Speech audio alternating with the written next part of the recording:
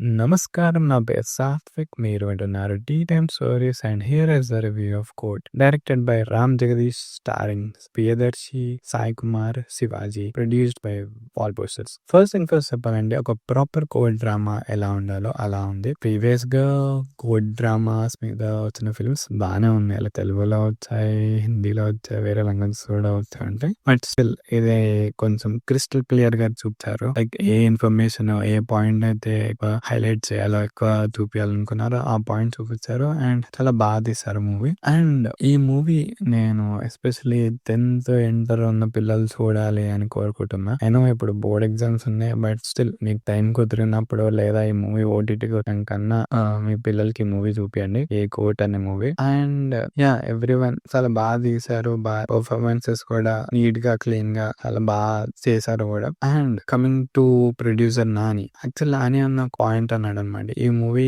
మీకు నచ్చకపోతే నా హిట్ 3 మూవీ చూడకండి అన్నాడు. నేను అనుకున్నా లైక్ వరుసగా హిట్లు వస్తున్నాయి కదా, ఎంత కాన్ఫిడెన్స్ నుంచి వచ్చింది ఈయనకి అనుకున్నా. కానీ సినిమా చూసినాక అర్థమైంది కంటెంట్ గట్టిగా ఉన్నప్పుడు ఈ మాత్రం కాన్ఫిడెన్స్ ఉండడం తప్ప ఏం లేదు అని. అండ్ హిట్ 3కి అడ్వాన్స్ టికెట్స్ స్టార్ట్ అయితే మనం బుక్ చేసుకుందాం. నేనైతే చేసుకోవాలనుకుంటున్నాం, మీరు చేసుకుంటే చేసుకోండి. అండ్ ఇది కోర్ట్ రివ్యూ.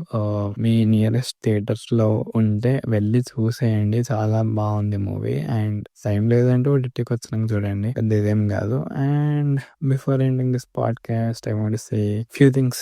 వన్ ఈస్ ఎండలు బాగా బగబగ మండిపోతున్నాయి, సో సన్ స్క్రీన్ పెట్టుకోండి, కోకోనట్ వాటర్ తాగండి, హైడ్రేట్ యువర్సెల్ఫ్. అండ్ మనం ఏం మహేష్ బాబులం కాదు, లేకపోతే ఒకవేళ అమ్మాయిలు అంటే మీరేం ఐశ్వర్యాలు కాదు. సో కొంచెం ఎండలో తిరగడం తగ్గండి అమ్మా. అండ్ ఒకవేళ ఇంపార్టెంట్ పనులు ఉంటే కొంచెం సన్ స్క్రీన్ పెట్టుకొని తిరగండి, సో జాగ్రత్తగా ఉండండి. And second thing is IPL start అవుతుంది, బెట్టింగ్ లేయకండి, మ్యాచ్ ఎంజాయ్ చేయండి. Like irrespective of your financial status, మీరు మీ దగ్గర డబ్బులు ఉంటే స్టేడియం కి వెళ్ళి చూడండి, బాగా డబ్బులు ఉంటే విఐపి టికెట్ వేసుకుని స్టేడియంలో మంచిగా వాడు పెట్టిన ఫుడ్ తోని, ఒకవేళ మీకు లిక్కర్ అలవాటు అంటే వాడు కోసం మందుతోని ఎంజాయ్ చేయండి మంచిగా. అంతేగాని లైక్ ఏదో పైసలు బాగా ఉన్నాయని బెట్టింగ్ లేయడం అది ఇది చేయకండి.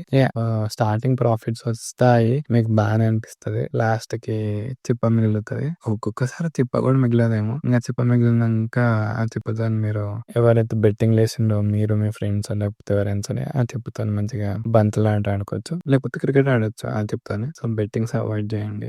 నేను ఇప్పుడు ఈ పాడ్కాస్ట్ లో గానీ ఇక్కడ గానీ ఎంత చెప్పినా ఎండ్ ఆఫ్ ద డే మీరు చేసేది మీరు చేస్తూనే ఉంటారు, అది మీకు ఉండాలి.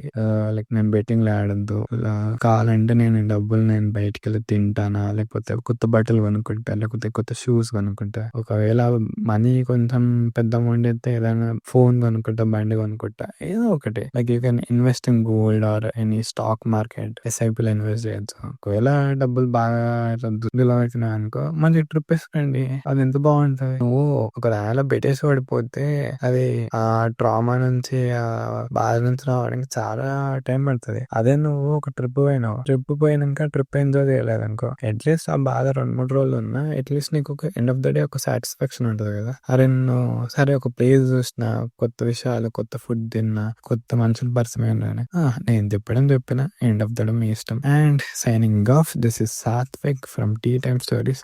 By, take care.